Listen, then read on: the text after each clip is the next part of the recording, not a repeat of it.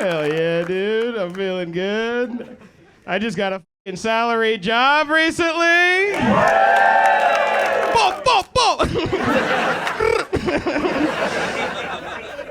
Dude, it's the most money I've ever had.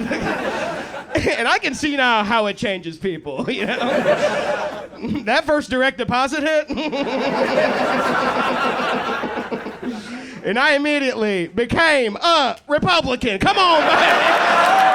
Oh, I'm moving to Florida now. Gonna get me a Labradoodle and a gun. Stand my ground against a DoorDash driver. Get off my lawn, dude. I'll send you right to Kingdom Come. Get off my lawn, dude. Just in my living room watching football games like, don't you kneel for that anthem. Not in this house. I will blast my Toshiba.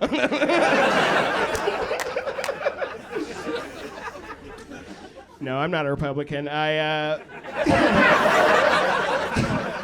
wearing a silly jacket and I have weed in my person. It's legal. My mom's gonna watch this. It's legal weed. It's legal weed here. No, you guys seem cool. You guys, it's legal here. You guys I like weed, but I get all anxious when I smoke. Do you guys get anxious when you smoke? You say come on, and your boyfriend has the most tattoos that are available on a person. Yeah, you guys don't get anxious. You guys intern for the Joker. Scariest couple alive. This lady's got 2 knives in her purse. I get all anxious when I smoke, dude. Like, recently I smoked weed at a buddy's place, and I had to take an Uber home because I got too scared. And I was getting in my driver Santiago's car, and I was just, like, fully clenched up. And then I think Santiago could sense I was tense in the back, so he was like, hey, dog, I didn't get your name. What's your name, bro? And then I panicked, and I went, my name is Santiago.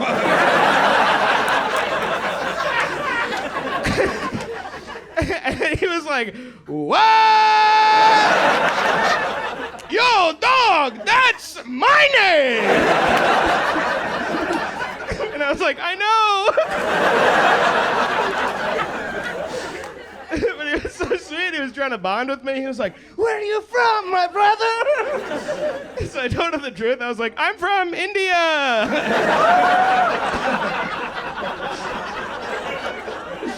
And he was like, what? I ain't never met no Indian Santiago before.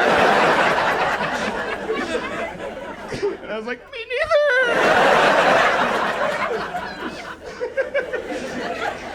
neither. But it was chill. A few minutes later, I got out of the car. It was all normal. But all I can think about is, like, I left, and then the rate your passenger window came up, and my name is not Santiago. So he just drove around the rest of the night being like, why would he lie about that shit? Someone else gets in the car, he's like, let me guess, your name is Santiago too? He's all pissed about it. Hell yeah, you guys are fun, man. A lot of couples in here. I got some fun news. I got engaged last month. Yeah, baby. Sorry, ladies, this puppy's got a house. I have no idea what that means. I say it every time, it always gets a laugh, but I have no idea what it means. No, I love her a lot. She's the best thing that's ever happened to me. I think one of the best parts, though, about being a straight dude in a loving, committed relationship is that now I don't get nervous around hot women anymore. Like, every dude in here can attest to this. When I was single and I was around hot women, I would just turn into a different person. I would just turn into this dude, you know, like, yeah, definitely. Salutations, my queen. You look radishing, as they say. Like, I would just act like Drake if he had a concussion. Does that make sense? Does that make sense? Like, one time I was at a house party, and they had CHEX Mix at the party. I was trying to talk to this girl I had a crush on, and I just caught myself eating the CHEX Mix like I had dice in my hands. Like, I was just bothering this woman like this, like, yeah, zesty, yes, that's a rye chip.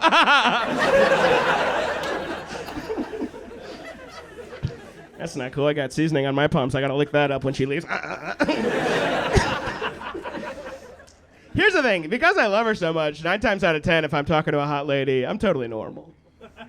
You know, but sometimes you see somebody that's so attractive that it kind of makes you revert back into being nervous again. Like, I was at a wedding with my fiance, and we were talking to this lady who looked like Sofia Vergara, and she smelled like how I imagine Beyonce smells. So she was talking to us, and I blacked out. I don't know what I said. And then she walked away, and my fiance was like, what the fuck was that? And I was like, what? She was like, you kept bouncing your shoulders up and down, rubbing your hands together like you had lotion on them. And at one point you went, wine, delicious.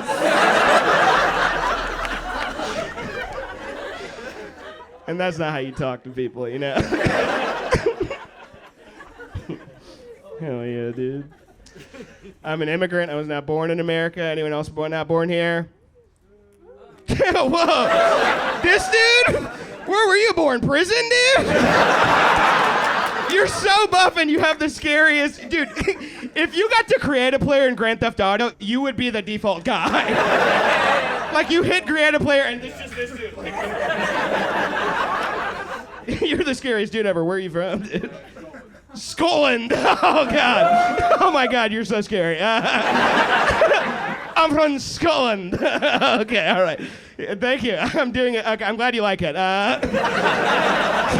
He said, that's a good accent while, like, sharpening a spear up here. No. Please don't do anything. Please don't do any of what you're doing. Okay. You're so scary. All right. I'm an immigrant, dude. Me and this guy. He's from Valhalla. I'm from India. He's from the River Styx. I'm just from Asia. I'm an immigrant. I don't imagine people say this to you, but I live in Georgia, and I've heard the phrase, go back to where you came from, so many times. And it sucks to hear it, you know, but I'll tell you all this, man. No matter how many times someone says that, I'm not going back.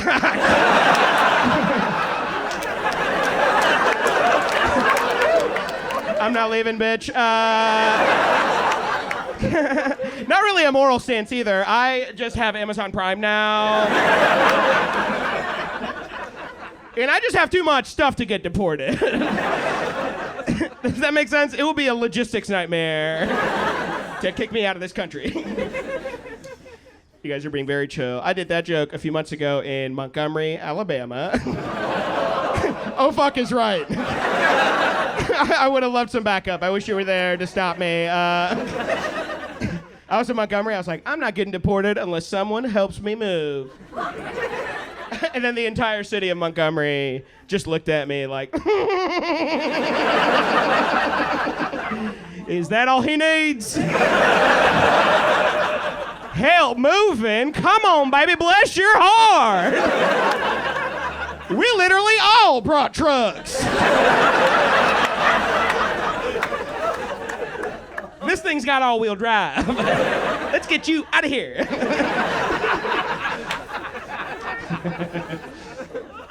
All right. One last thing. I'm going to get out of here. You guys are so fun.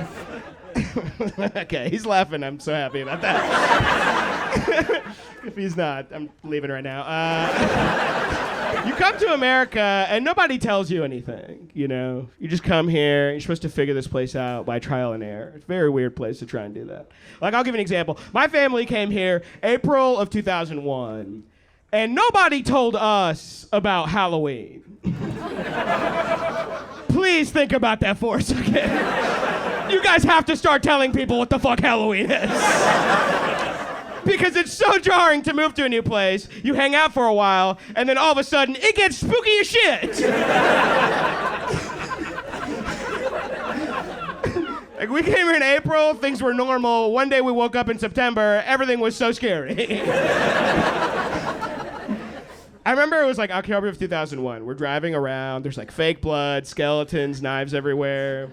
And my family's driving around. My dad, in a very quiet moment, sincerely asked the car, he was like, do you think this is because of 9/11?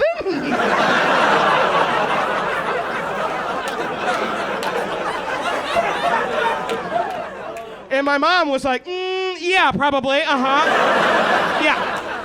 They're scared, we're scared. Spooky time in America. Things are changing.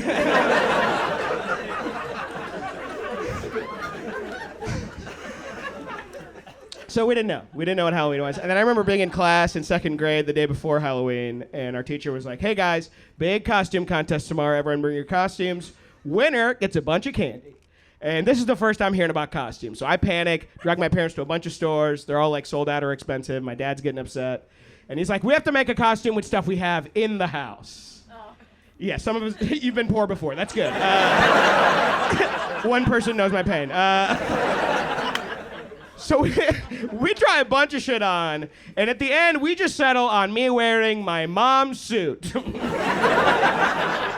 She's 4'11", I was a fat boy. This is her jacket right now. So I go to school in a woman's power suit.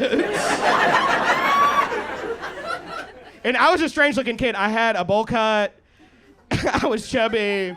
And I've had this mustache since I was in pre-K. So I get off the bus looking like the smallest member of the cartel. I look like El Chapo Jr., El Chapito. I kind of look like a Latin version of Lord Farquaad. Does that make sense? Whole day people are like, why'd you wear a woman's suit to class? I don't have a fucking answer. And then we get to the costume contest. And dog, it's like 150 people in our auditoriums, like parents, teachers, families. And we come up one by one, and our principal has a microphone, and she's like, oh my God, it's Spider-Man, everyone! And everyone's clapping for Spider-Man. Oh wow, an astronaut! Everyone's cheering, the yearbook lady's going nuts. And